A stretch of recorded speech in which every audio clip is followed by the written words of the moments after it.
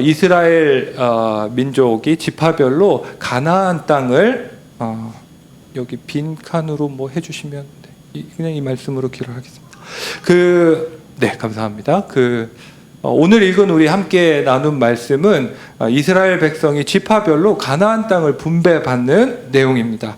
우리가 길어서 다 읽지는 않았는데요. 14장 2절 말씀에 보면 여호수아의 주관 아래 지파의 대표들이 나와서 이렇게 땅을 나누는데요. 제비를 뽑아서 땅을 나누게 됩니다.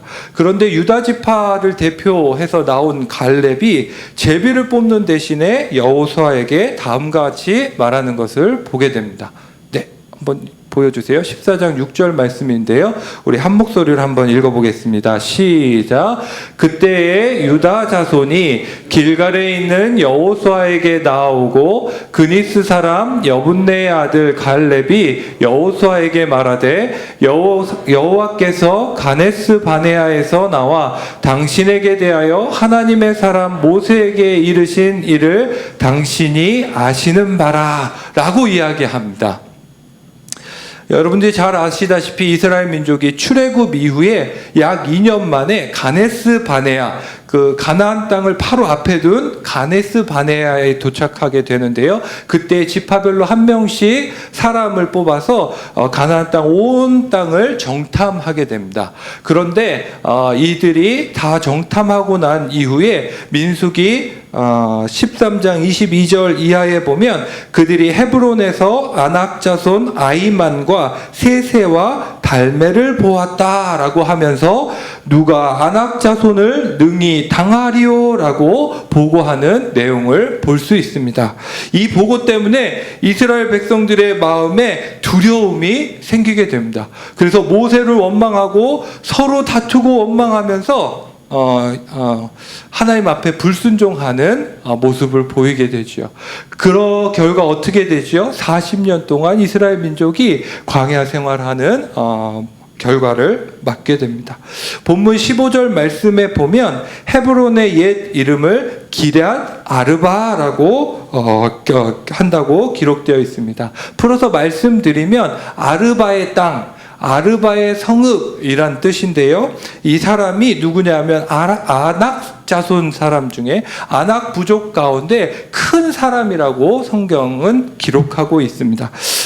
여기서 좀 거리는 있지만 보통 이렇게 유명한 사람의 이름을 따서 도시 이름을 짓는 경우들이 종종 있는데요. 여기 서부 지역에 제가 찾아보니까 뭐 샌프란시스코나 샌디에고 뭐 이런 지명이 성자 프란시스코나 디에고 성자를 기념해서 도시의 이름을 지은 것처럼 이 기럇 아르바 아낙 족속 중에 가장 위대한 사람 여호수아 15장 말씀에 보면 이 아르바는 아낙 자손의 아버지라라고 기록되어 있는데 그만큼 유명한 사람이라 그 사람의 이름을 지어서 이 땅을 기럇 아르바라고 불렀다고 이야기합니다. 그런데 이 기럇 아르바가 원래 어떤 땅이지요? 창세기 23장 이하의 말씀에 보면 아브라함이 아내 사라를 장사하기 위해 햇사람에게 400세겔 정도의 돈을 주고 이제 땅을 사게 되는데요. 막벨라 굴이죠. 여기에 아브라함과 사레, 그 다음에 그 아들 이삭과 리브가, 그 아들 야곱과 레아가 이 지역에 묻히게 됩니다. 이 지역은 창세기 12장에 하나님께서 아브라함에게 약속하신 대로 너는 내가 내게 지시할 땅으로 가라. 내가 너로 큰 민족을 이루고 창대케 하리니 너는 복의 근원이 될지라. 그 약속하신 그 하나님의 약속하신 땅이 바로 이 땅 기럇 아르바인 것이죠. 그 땅이 지금 어떻게 되었습니까? 아낙 자손의 땅이 되었고 우상을 섬기는 이방 땅이 되고 만 것이죠. 그때 갈렙이 나와 여호수아에게 이 땅 기럇 아르바를 요청하고 있는 것입니다. 갈렙이 이 땅을 요청하는 이유가 무엇일까요? 우리 함께 9절 말씀 함께 읽어보겠습니다. 시작. 그날에 모세가 맹세하여 이르되 내가 내 하나님 여호와께 충성하였은즉 내 발로 밟는 땅은 영원히 너와 내 자손의 기업이 되리라 하였나이다. 아멘. 갈렙이 이 땅을 요청하신 이유가 무엇이라고요? 자기가 45년 전에 그 땅을 정탐하였을 때 하나님께서 모세에게 약속하신 이 말씀이 있다는 거예요. 하나님의 약속을 근거하여 지금 시간이 45년이 지났지만 하나님은 그 약속하신 하나님께서 신실하신 분이시기 때문에 그 하나님의 신실하신 약속에 근거하여 이 땅을 내게 달라고 여호수아에게 요청하는 것이죠. 당시에 다른 지파들은 나 어떻게 땅을 분배받았다고요? 제비를 뽑아서 분배받았다고 말씀드렸어요. 그런데 하나님께서 특별히 이 갈렙의 그 믿음을 보시고 모세를 통하여 약속하신 것, 네가 밟는 그 땅, 그 헤브론 땅을 너와 내 자손에게 주어 기업이 되게, 영원한 내 기업이 되게 하겠다라고 하나님이 약속하신 것이죠. 갈렙은 45년이 지났지만 그 하나님의 약속을 기억하고 있는 것이죠. 그가 나이가 먹었음에도 주변의 환경과 상황에 상관없이 그 약속에 근거하여 이 땅을 믿음으로 취할 것을 여호수아에게 이야기하고 있는 것을 보게 됩니다. 다른 온 이스라엘 사람들이 기럇 아르바에서 아낙 사람들에 집중하기 시작할 때에 믿음의 사람 갈렙은 살아계신 하나님께 집중했다는 것이죠. 우리 14절 말씀 함께 읽어보겠습니다. 시작.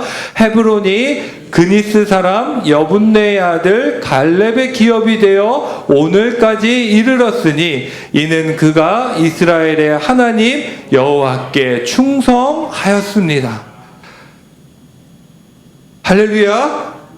약속하신 하나님은 신실하셔서 그 약속하신 것을 반드시 이루시는 분이심을 믿으시기 바랍니다. 네, 이후 헤브론이 어떤 땅이 되었나요? 이 헤브론은 이제 갈렙이 이후에 레위 자손들에게 이 땅을 주어서 하나님을 예배하는 예배 초소로 사용한 것을 보게 됩니다. 이후 이 헤브론은 도피성이 되어서 억울하게 쫓겨다니는 사람들의 피난처가 되기도 하였고요. 이후 다윗 왕이 예루살렘에 도읍을 정하기 전에 7년 동안 이곳 헤브론에서 유다를 다스리는 축복의 땅으로 변화한 것을 보게 됩니다. 사랑하는 새생명교회 성도 여러분, 저 여기 오기 전에 우리 새생명교회에서 여기 캠퍼스 사역을 시작했다는 이야기를 들었습니다. 그리고 이 일을 위해서 제가 기도하는 중에 주님이 마음을 주셨던 것이 있어요. 어떻게 보면 교회가 크지 않은 교회에서 새롭게 시작하는 이 사역이